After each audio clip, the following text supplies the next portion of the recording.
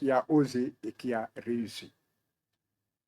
Ce point de presse est enfin un rappel que la lutte continue pour le peuple sénégalais et qu'il n'y aura pas de quartier pour des ennemis d'hier, connus ou encagoulés, intérieurs comme extérieurs. C'est une croisade du citoyen Ousmane Sonko, toujours contre le mensonge et pour la vérité, pour que jaillisse enfin la lumière sur l'une des plus grandes conspirations de l'histoire du Sénégal, pour confisquer la démocratie et la culture démocratique, pour confisquer les libertés, piller les ressources tranquillement et vassaliser des juges. Le procès unique qui empêcha temporairement Ousmane Sonko, ce jeune, talentueux et courageux d'empoigner le gouvernail de son pays, de l'Afrique contemporaine, de matérialiser pleinement sa vision pour la conquête de la souveraineté nationale en apportant des solutions rapides par la relecture et la révision des rapports politiques, économiques et diplomatiques qui constituent les entraves majeures à l'épanouissement d'une Afrique débordante de ressources naturelles, de terres fertiles, d'eau douce, d'une jeunesse intelligente et entreprenante pleine de vitalité. Demander la révision du procès, c'est un droit. Un droit non seulement pour le citoyen Ousmane Sonko, mais aussi pour tous ceux qui sont épris de vérité et de justice. Pour répondre au passage à une préoccupation majeure des Sénégalais et du monde entier, qui soutiennent et encouragent le Sénégal dans sa croisade pour la souveraineté intégrale, le citoyen Ousmane Sonko est bien électeur et éligible aujourd'hui, et tant qu'il lui restera un souffle de vie. Tout débat autour de cette question est donc sans intérêt. Pour en revenir à la révision, ces derniers temps seulement et simplement au rétablissement de la vérité sur des accusations et une condamnation injuste. Figurez-vous que pour une affaire privée, la diffamation et l'injure, et pour un mensonge d'État, le faux requis de sa propre initiative par un procureur de la République, rien que pour obtenir une lourde peine, mais qui a été balayé par tous les juges, le droit a été bafoué.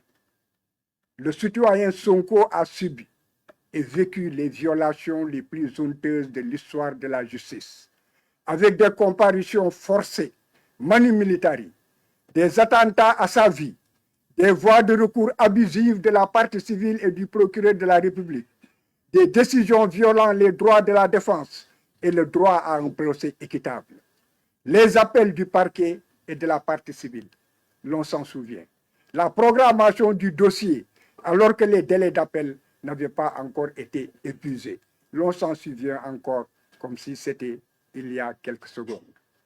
Le pire et le plus incroyable, c'est que le monde a souffert dans son âme.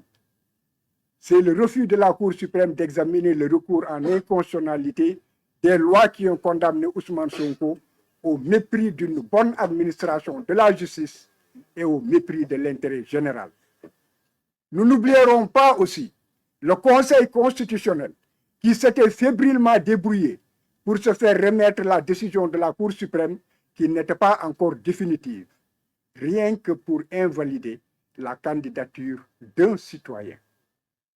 La commande politique devait être honteusement exécutée par tous, chacun à son poste. Elle fut exécutée froidement. Malgré que le jeune policier Adramé Sarr de la DIC, pour la traque de la vérité, a eu à demander si effectivement ce rapport existait ou n'existait pas. Il s'était heurté aussi à un mensonge d'État organisé. Ce procès procède de la volonté du législateur. C'est ce qu'il faut retenir. Une volonté de corriger des erreurs judiciaires pour rétablir une vérité historique ignorée par des juges, pour obtenir aussi l'annulation d'une déclaration de culpabilité et une condamnation pour obtenir la réhabilitation des victimes injustement éprouvées dans leur dignité, pour réparer les préjudices économiques, financiers, moraux et politiques subis du fait d'une condamnation. Cette voie de recours, qu'on dit extraordinaire, est aussi une voie de recours exceptionnelle qui efface la condamnation. Elle est ouverte, figurez-vous, même pour des personnes décédées. Que tout le monde le sache. C'est un droit. La révision du procès, qu'on comprenne que c'est le seul moyen offert à une victime d'une erreur judiciaire pour remettre en cause l'autorité de la chose jugée, pour l'annulation de la condamnation devenue définitive, parce qu'il n'y a plus de recours possible en droit. Le monde entier était convaincu de ce que le procès d'Ousmane Sonko contre le ministère public et Mame Mbaye Niang procédait à la fois d'un complot politique national, d'une association de malfaiteurs organisés dans l'État et à l'étranger, avec des complicités à l'échelle d'autres États. Ce procès a fait mal, très mal.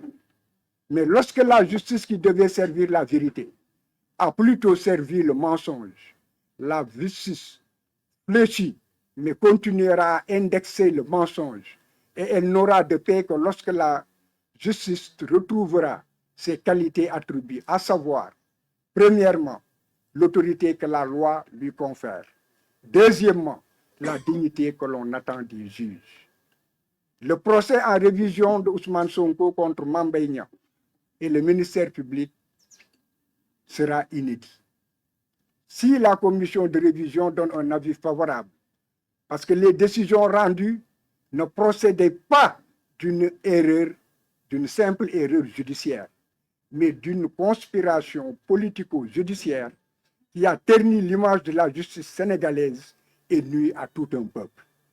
Mame Mbaye Niang n'était qu'une tête de Turc utilisée à des fins politiques.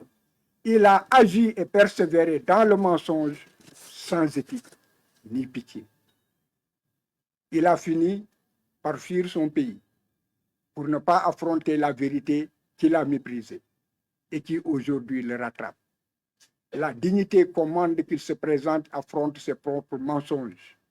Comme le ministère public qui se présentera pour être confronté à une vérité toute simple qu'il avait éclipsée au détriment de la justice et contre l'honneur de la justice. Ne l'oublions jamais, l'immortalité réside dans la vérité, alors que l'éphémère est le dessein du mensonge. Ce point de presse est donc, comme nous l'avons dit, une information portée sur un procès qui sera inédit au Sénégal, mais dicté simplement par le besoin de rétablir la vérité et la dignité d'un homme. Je vous remercie.